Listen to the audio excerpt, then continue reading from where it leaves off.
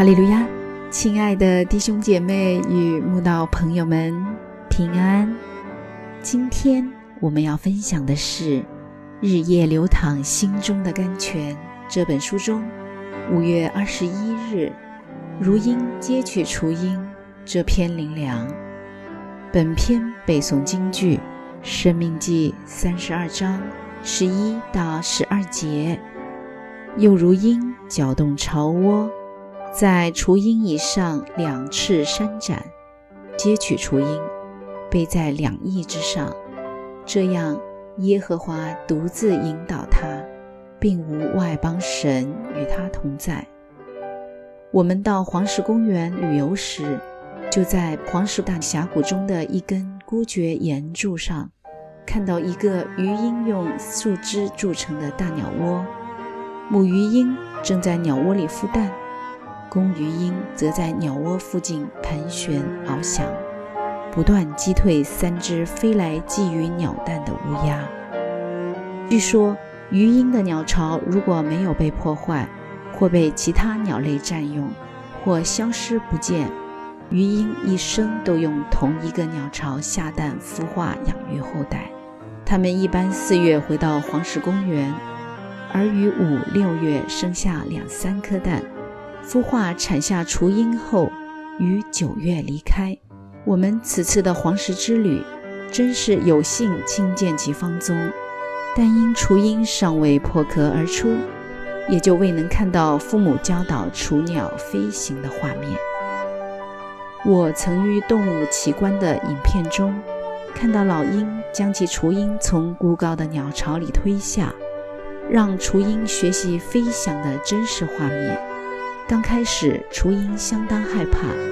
不太懂得控制双翼飞行，老鹰便猝然下降，扇展2翅接取雏鹰，将它们背在2翼之上，使其体验飞行之乐，而后继续背着雏鹰飞上巢窠，再重新让雏鹰学习飞行。我们的神教导我们学习信仰的功课，常常就像老鹰教雏鹰飞翔一样，总把我们引到杳无人烟的绝壁顶上，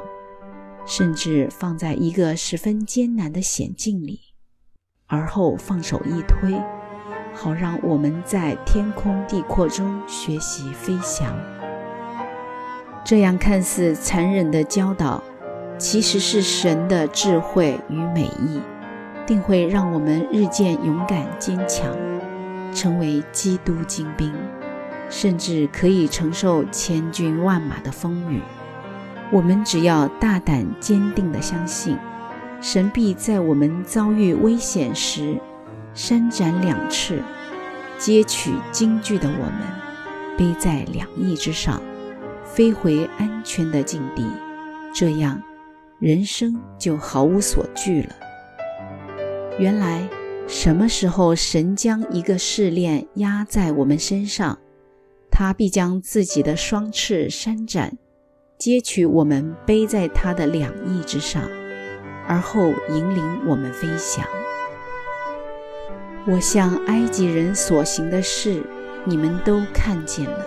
且看见我如鹰将你们背在翅膀上，带来归我。耶稣基督昨日今日一直到永远是一样的。所以永不改变的神，如果古时曾将以色列民如鹰背在翅膀上带来归他，今日也必如古时一样，如鹰将我们背在翅膀上带来归他自己。